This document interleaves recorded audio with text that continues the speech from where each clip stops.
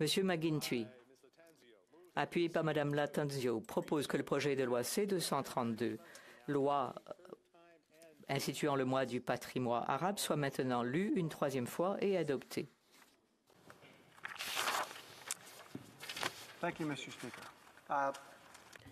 Merci, Monsieur le Président. Bonsoir à vous et à tous mes collègues ici à la Chambre et ceux qui nous regardent. Je suis très heureux, je suis ravi de prendre la parole à l'occasion de la troisième lecture de mon projet de loi d'initiative parlementaire C-232 qui ferait de chaque mois d'avril le mois du patrimoine arabe. D'abord, je remercie tous les députés, les membres de tous les partis ici présents à la Chambre pour leur soutien jusqu'à maintenant et je tiens à souligner que le comité permanent du patrimoine nous a renvoyé le projet de loi sans amendement. Le projet de loi C-232 reconnaît et célèbre l'empreinte historique que les Canadiens arabes ont laissée et continuent de laisser dans l'édification de notre grande société canadienne. Monsieur le Président, ça fait 3 jours que j'ai le privilège d'assister à des séances d'information de l'ONU sur l'eau, les réfugiés, sur un monde pérenne. Et alors que j'écoutais ces séances, je me suis sentie tout à fait chez moi parce que je crois que quand on quitte l'ONU, on se rend compte qu'on est tous dans le même bateau et que le miracle de notre belle planète est possible parce que nous travaillons tous ensemble.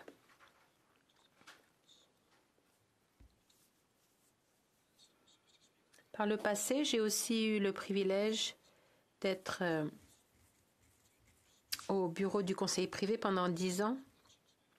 J'aimerais prendre un instant pour expliquer un peu ce que fait un député, ceux qui nous regardent, à expliquer à ceux qui nous regardent, et d'expliquer aussi la nature des différentes tâches que je fais dans ma circonscription.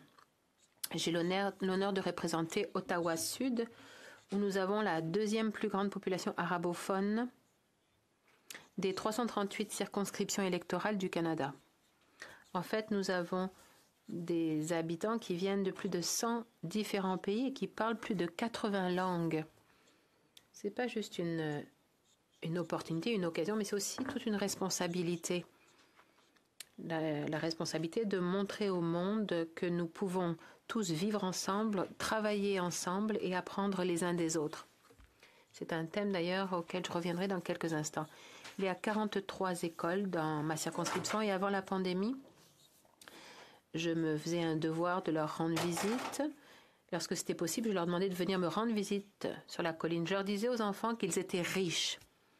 Ils se regardaient perplexes, fouillaient dans leurs poches à la recherche d'argent. Et là, je leur expliquais que je ne disais pas riches en termes d'argent, mais plutôt en termes de culture. Leur langue, leur religion, la danse, les vêtements, la nourriture. J'essayais de leur montrer, de leur inculquer dès leur plus jeune âge qu'il fallait apprécier le monde dans lequel ils vivent, un monde plein.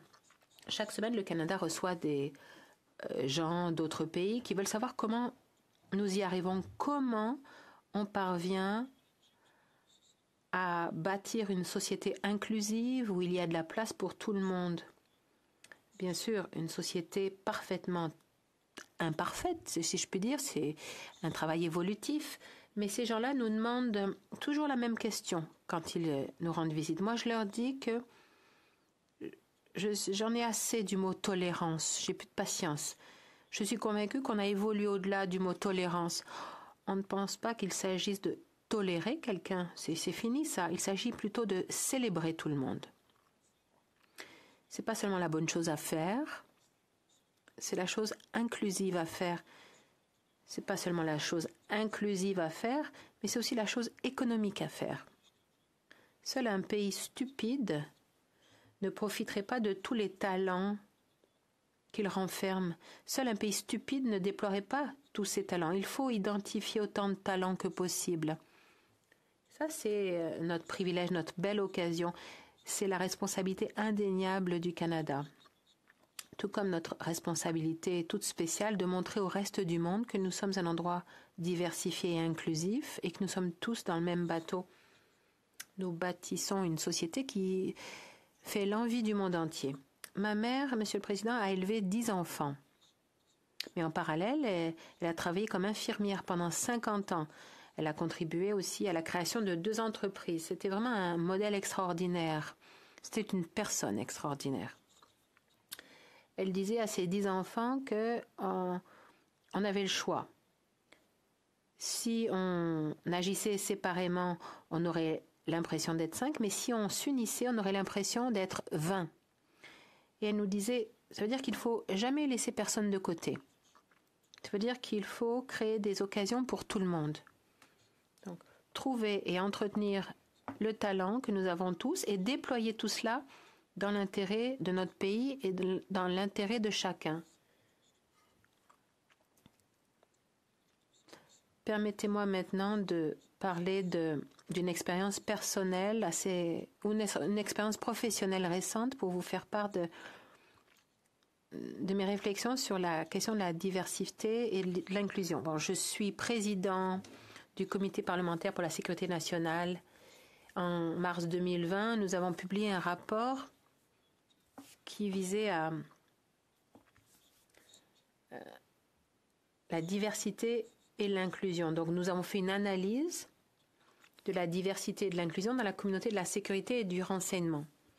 On sait que une main-d'œuvre diversifiée se compose d'individus qui ont toutes sortes d'identités, de capacités, de perspectives et d'expériences. On sait qu'une main-d'œuvre inclusive, elle est juste, équitable, solidaire, accueillante et respectueuse. Pourquoi le comité a-t-il décidé d'examiner ces questions au sein de la communauté de la sécurité et du renseignement? Tout d'abord parce qu'il existe des défis pour accroître la diversité et l'inclusion dans cette communauté, même après des décennies, différentes lois, différents rapports et des appels au changement. Et ensuite, le comité pense que les organisations qui sont chargées de défendre le Canada et de protéger les Canadiens doivent tirer parti du large éventail de compétences, de talents, d'expériences et de perspectives de notre magnifique pays, ce qu'on a à offrir. Et troisièmement, ensuite, comme le montrent les rapports et les études qui sont nombreuses, des études sur les organisations de sécurité et du renseignement, eh bien, une main-d'œuvre diversifiée et inclusive est essentielle à la réussite et à la performance opérationnelle. Ça veut dire que plus une main-d'œuvre est diversifiée et inclusive, plus sa performance est élevée, son rendement est élevé. C'est une bonne chose. C'est quelque chose d'inclusif, c'est quelque chose de juste, et c'est aussi quelque chose d'économique. C'est bon pour l'économie. Les dirigeants de notre communauté veulent tous améliorer l'inclusivité et la diversité, mais on a encore beaucoup de chemin à faire. Donc, il faut, comme nous le dit notre examen, il faut que tous les groupes désignés soient représentés. Ces organisations doivent refléter la diversité canadienne. Donc, inspiré par toutes ces idées, donc je suis heureux de présenter ce projet de loi pour faire du mois de mars le mois du patrimoine arabe au Canada. Je sais que dans ma propre famille, j'ai eu la chance d'avoir un parrain syrien, un des membres d'une des toutes premières familles syriennes qui se sont installées ici à Ottawa, dans ma ville natale, un homme extrêmement intelligent, gentil et intègre, d'origine tout à fait humble, en fait quelqu'un qui avait vécu dans la pauvreté, et ces valeurs m'ont permis d'apprécier la valeur du travail et du service public. Il avait une profonde appréciation du travail acharné. Donc j'ai toujours admiré ce qu'il avait à m'apprendre. J'ai toujours cru que la diversité du Canada est sa plus grande source de force. C'est une conclusion à laquelle je suis arrivée après avoir eu le privilège de vivre sur 4 continents de travailler et de voyager dans plus de 80 pays avant d'entrer dans la fonction publique et d'être un élu. La diversité du Canada, donc, comme j'ai dit, c'est sa plus grande source de force, d'où mon projet de loi. C'est une conviction qui se réaffirme chaque année. Je le vois surtout au sein de notre communauté canadienne arabe. Les Canadiens arabes de tous horizons continuent d'apporter d'importantes contributions à la vie sociale, économique et politique du Canada, mais aussi ils contribuent au tissu culturel de notre pays, notamment par la littérature, la musique, la nourriture et la mode, la science et la recherche, le monde universitaire, la fonction publique, les différentes professions, les différentes entreprises. Le mois du patrimoine arabe au Canada sera une formidable occasion pour reconnaître ces Canadiens d'origine arabe ou ces Canadiens arabes. Et ensuite, reconnaître leur contribution à ce pays extraordinaire. Ça nous donnera l'occasion de reconnaître, de rendre hommage aux innombrables entrepreneurs et aux propriétaires de petites entreprises arabes partout au Canada qui font tant pour soutenir leur communauté.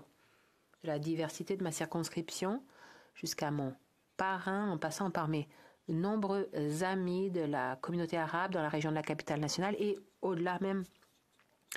Et les personnes qui nous regardent se demandent peut-être pourquoi j'ai présenté ce projet de loi et pourquoi je travaille si fort avec tous, avec chacun d'entre vous pour qu'il soit adopté.